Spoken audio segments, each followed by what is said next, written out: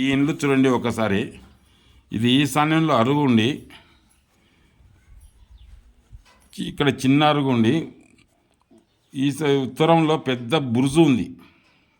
ఇక్కడ అరుగులు ఇక్కడ ఉన్నాయి, ఇక్కడ ఇండ్లు ఉంది, కిచెన్ ఇది. వీళ్ళకైతే పశ్చిమ వాయువులకి అంటే ఈశాన్యం వల్ల బరువైంది. ఫ్రెండ్స్, ఈ ఇండ్లు చూడండి. ఉత్తర ఈశాన్యంలో పెద్ద బురుజు ఉంది, తూర్పు అద్దు అయ్యి ఈశాన్యంలో అరుగు ఉండి పశ్చిమ వాయువు నడక ఉంది.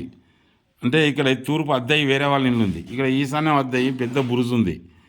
ఇది పశ్చిమ వీధి ఉంది, ఇది పశ్చిమ వాయు నడక ఉంది. తూర్పు అద్దయి ఈశాన్యంలో అరుగుండి పశ్చిమ వాయు నడక ఉంది. దాని ప్రభావంగా ఇంటి యజమాని అనారోగ్యవంతుడుగా ఉన్నాడు. ఒక్క కుమారుడు చదువుకోలేదు. ఒక్క కూతురు మాత్రం పశ్చిమ వాయు నడక వలన ప్రభుత్వ ఉద్యోగస్తురాలైంది.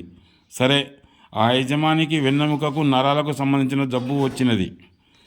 అప్పుడు ఆ యజమాని, నేను తక్షణమే ఇండ్లు అమ్మి వేస్తే నీకు మేలు జరుగుతుంది, నీకు వెంటనే నయం అవుతుందని, నీ కూతురుకు మంచి భవిష్యత్తు వస్తుంది, ఉద్యోగం వస్తుందని చెప్పినాను. ఆయన అట్నే చేసినాడు, అమ్మి వేసినాడు. అట్నే జరిగినది.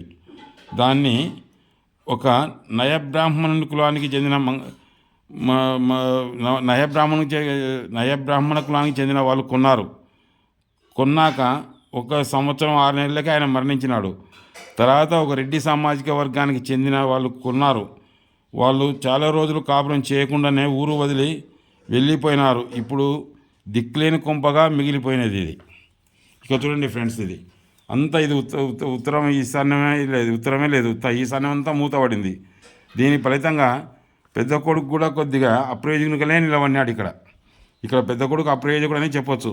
కాకపోతే ఏం చేస్తాం మనం.